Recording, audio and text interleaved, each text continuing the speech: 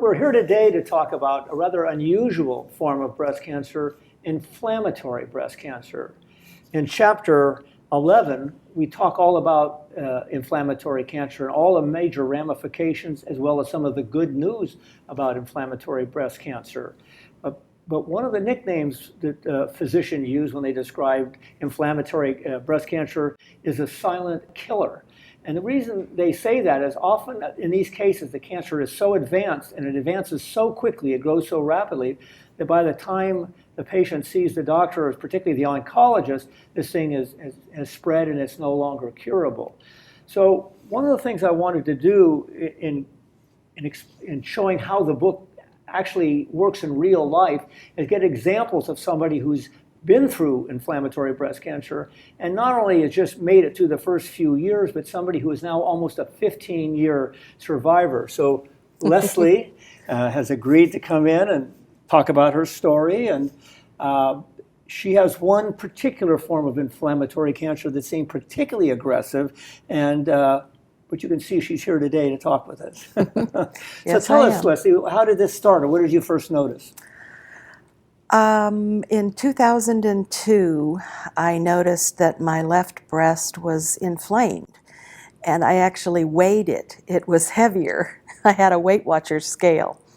And I've never heard of anybody weighing their breast. This is a first. We may have to start a new chapter. For the next book, we're going to put that. And so I went to my gynecologist because I had no idea what was going on. And thankfully, she recognized that it was not something that... Not an infection or something. Not an infection. She recognized that it could be related to breast cancer. Mm-hmm.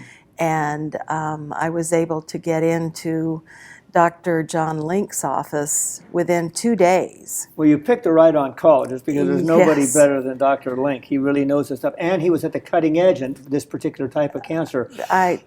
From above, I was getting guidance. Right. So this is somewhat of an unusual presentation that almost apparently overnight your breast turned red. How would you describe it? Yes, I didn't really notice it. I would say it took me a week to get into my gynecologist after I noticed it. What did you notice first? Just the size of it was growing, and the color was turning red. So in essence, one day or 1 week, as far as you were concerned, everything was normal? And yes. It seemed like a matter of a few days? I'd say. No, I'm sure you're right. I have seen this before, but that's the most aggressive form of inflammatory that we see. Yes. And so oftentimes it starts out as a smaller red spot, maybe a little skin thickening. But, yeah, it seemed to be the entire breast. Yeah.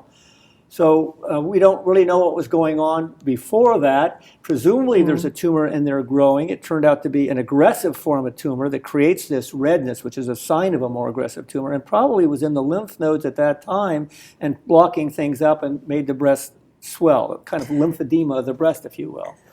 Yes, but my understanding was that you can't really call it a tumor because there's not a lump. It's not a lump. Right. Maybe a tumor, I guess, but there's no lump. Yeah, that's the great point. In both with the lobular cancers, which we call the devil's cancers, but they're much slower growing, but they can produce sort of the same thing. Yeah. But the difference is that inflammatories present oftentimes is just redness, swelling of the breast, heaviness, although I never heard anybody weigh their breast. I had a circular bowl scale from Weight Watchers. And so that's very interesting. But the whole breast can grow and become heavy and distorted. Typically not quite so quickly. But I've seen other cases that are just like that, and I remember a 28-year-old girl that I talk about in the book, who within a month it went from a relatively small area of redness to the whole breast was red and swollen, and she had an advanced cancer and did not do as well as you did. It was before you, and we didn't have as good a treatment at that point in time. So let's move forward then. So you're lucky enough to find a world's authority on inflammatory breast cancer. Yeah. And so he set up a court. Well, first he did a biopsy, and it was over a holiday that I was visiting other people, and I got the news when I got home, and I just felt so good about Dr. Link that it didn't worry me. I knew I was in the best hands. Yes. a good feeling. It is. And so they had myself and my husband in right away and set up a course of action that included 9 chemos, 9 chemo infusions, 3 different types of chemo. And I never experienced nausea. He had me set up so that he prevented all of the bad side effects other than the normal, you know. The loss of hair. Yeah. But it did Yeah. come back. Yeah, and my husband convinced me to leave it white Okay. Well, because you look great. I always dyed it really dark. So the chemo, you just kind of sailed to it. What happened to the breast? What was your observation in terms of? I think almost immediately it reduced in size, and so you know I knew that the chemo was activating That's and, a great and feeling, doing. isn't it? To Yes, visualize yes, it that was. shrinkage. But I really just knew he was taking care of me, and I did try a inflammatory breast group, you know, website support group, but it wasn't for me. There's a lot of, what was it about the support group? Because I've had some observations that there's been some problem with some of the support groups. Well, I hate to say this, but we were losing people. Yeah, well, that would, And I just didn't want to think about it yeah, because I knew I was in good hands. yeah. And I really didn't want to observe that people that I might have gotten close to were in much worse case. So, Well, we are getting better results now, so that's one of Yes. the good news. So the question comes up, and one of the problems here is so many different ways that inflammatory breast cancer can present.